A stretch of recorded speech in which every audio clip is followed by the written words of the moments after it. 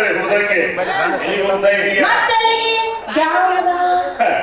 ಯಾವಮ್ಮ ಆಯ್ತು ಎಲ್ಲಮ್ಮ ಆಯ್ತು ದುರ್ಗಮ್ಮ ಆಯ್ತು ಹೀಗೆ ಅನ್ಕೊಂತ ಹೋಗು. ನೀ ಏನ್ ಅವ್ವ ಆಗಲ್ಲ, ನಾ ಏನ್ ಅಪ್ಪ ಆಗಲ್ಲ. ದೇವರಿಗೆ ಹಂಗೆಲ್ಲ ಬೆಳಕ್ ಹೋಗ್ಬೇಡ. ದೇವರಿಗೆ ಬೈದಂದ್ರ ಹೇಳ್ತಾ ಹೇಳ್ತಿಂದು ಕೊಯ್ದ ಬಿಡ್ತಾರ. ಮೂಗ ಮೂಗ ಏ ಮಾರಯ್ಯ, ಈ ಮಕ್ಕಳ ಸಲ ಒಂದೊಂದು ಪ್ರಯತ್ನ ಮಾಡಿದೇನ ಏನ್ ಮಾಡಿ ಗೊತ್ತಾ? ಗೆರೆ ಗಂಟೆ ಗಂಗೆ ಬಿಟ್ಟೀನಿ, ಕೋಡೆ ಹುಡುಗರು ಬಂದ್ಮೇಲೆ ಕ್ಯಾರು ಹಾಕೀನಿ, ಹಾವು ತಿಂದಿನಿ, ಚೇಳು ತಿಂದಿನಿ, ಕಪ್ಪಿ ತಿಂದಿನಿ, ಯಾರು ಏನ್ ತಿನ್ನೋತಾರ ಎಲ್ಲ ತಿಂದಿನಿ. ಮತ್ತೆ ಮಕ್ಕಳಾಗಿ ನೋಡ. ಅಲ್ಲ, ಹಾವು ಚೇಳು ಕಪ್ಪಿ ತಿಂದ್ರೆ ಮಕ್ಕಳಾಗ್ತಾವ. ಇದನ್ನೆಲ್ಲ ಯಾವಾಗ ನೀನು ಹೇಳ್ಬೇಕು? ಯಾವಾಗ ನಮ್ಮ ದೊಡ್ಡ ದೆವ್ವ ಅದು. ಯಾಕ ಆಡಳಿತ ನಮ್ಮ ದೆವ್ವ ಅಂತಲ್ಲ, ಯಾಕೆ ಹಾಗೆ ಹೇಳ್ತೀನಿ ಮೊನ್ನೆ ನಾನು ನಿಮ್ಮ ಅವ್ವ ತವ್ರ ಮನೆಗೆ ಹೋಗಿದ್ದೆ. ನಮ್ಮ ಅವ್ವ ತವ್ರ ಮನೆಗೆ? ನಿಮ್ ತವ್ರ ಮನೆಗೆ ಹೋಗಿದ್ದೆ. ನಿಮ್ಮವ್ವ ಪಚ್ಚದ ಕೂತಿದ್ದು ನಾನು ನೋಡಿಲ್ಲ. ಹೋಗಿ ಹತ್ತಿ ಹಂಗೆ ನನ್ನ ಹಳೆ ಬದಲ ತಿಳ್ಕೊಂಡು ಹಂಗೆ ಎತ್ಕೊಂಡು ಬರ್ಬೇಕ. ಚೀರಿನ ಚೀರಿ ನನಗೆ ನಾಚಿಗೆ ಬಂತು. ನಾ ತಿರುಗಿ ನಿಂತೆ. ಆಮೇಲೆ ನಿಮ್ಮವ್ವ ಸೀರೆ ಎಲ್ಲ ಉಟ್ಕೊಂಡು ಬಂದಳು. ನಾ ಕೇಳಿದೆ, ನೋಡವ್ವ ಹತ್ತಿ ನಿನ್ನ ಮಗಳಿಗೆ ನಾ ಏನು ಹೊಡೆದಿಲ್ಲ ಬಿಟ್ಟಿಲ್ಲ, ಸುಮ್ಮನೆ ಒಂದ್ ಯಾರ ಮಾತು ಬೈದಿದ್ದಿ, ಅಷ್ಟಿಗೆ ನಿನ್ನ ಮಗಳು ಚಟ್ಕೊಂಡು ನಿನ್ನ ಮನೆಗೆ ಬಂದಾಳ. ಈಗ ನನ್ನ ಕಡೆಗೆ ಏನೇನು ತಪ್ಪಿತ್ತು ನೀನೇ ನನಗೆ ಬೈ. ನಿನ್ನ ಮಗಳು ಮಾತು ಆಯ್ತಪ್ಪ, ಇನ್ಮೇಲೆ ನನ್ನ ಮಗಳಿಗೆ ಚೆಂದ ನೋಡ್ಕೊಂತ ಅಂದಳು.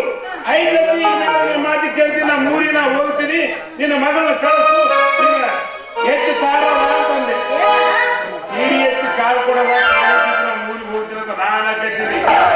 ನಿಮ್ಮವ್ವ ತಪ್ಪು ತಿಳ್ಕೊಂಡು ಬರಿಯಪ್ಪ ಮರಿಯಪ್ಪ ನನಗೆ ಹಿಡಿದು ಜಗ್ಗಾಕತ್ತದ ಅಂತ ಹೇಳಿ ಬಾಯಿ ಮಾಡಿ ಊರ ಮಂದಿ ಕರೆದು ಬಿಟ್ಟಳು.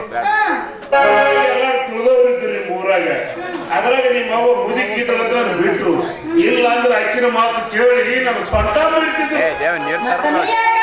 ನಾ ಇದ್ದಾಗ ಹಿಡ್ಕೋಬೇಕಾಗಿತ್ತು, ನಾ ಇದ್ದಾಗ ಯಾಕೆ ಹಿಡ್ಕೊಂಡಿದ್ದಿ? ನೀನು ಹಗ್ರ ಮನಸ್ಸು ಇದ್ದೀನ ಅದ್ರಾಗ ಹಿಡಿದು ಬಿಡ್ತಾರೆ. ಸಾಕು ಬಿಟ್ಟ ಒಂದು ಕೈ ನಡ್ಕೊಳ್ಳವ ನೀನು. ನೀ ಏನಾದ್ರೂ ನಿಮ್ಮ ಅವ್ವನ ಮಾತು ಕೇಳಿ ಹಾವು ಚೇಳು ಕಪ್ಪಿ ತಿಂದ್ರೆ ಅಂದ್ರೆ ನೀನು ಮಕ್ಕಳ ನೀ ಸತ್ತು ಹೋಗುತ್ತಿ. ಮುಂದೆ ಹಿಡಿತೀನಿ ಮ್ಯಾಕ. ನಾ ಸತ್ತು ಸಾಯಲ್ಲ ಮಾರಯ್ಯ, ಒಟ್ಟ ಮಕ್ಕಳದ ಸಾಕು. ಚಿತ್ರಪ್ಪ ಇದು ನೀ ಸತ್ತ ಮೇಲೆ ಅದೇ ಮಕ್ಕಳಾಗ್ತವೆ. ನಿಂದು ಬರಬಾರಿದ್ರು. ನೀ ಸತ್ತ ಮೇಲೆ ನಾ ಮತ್ತೊಂದು ಮದುವೆ ಆಗಿ ಮಕ್ಕಳಲ್ಲಿ ಬೇಕು.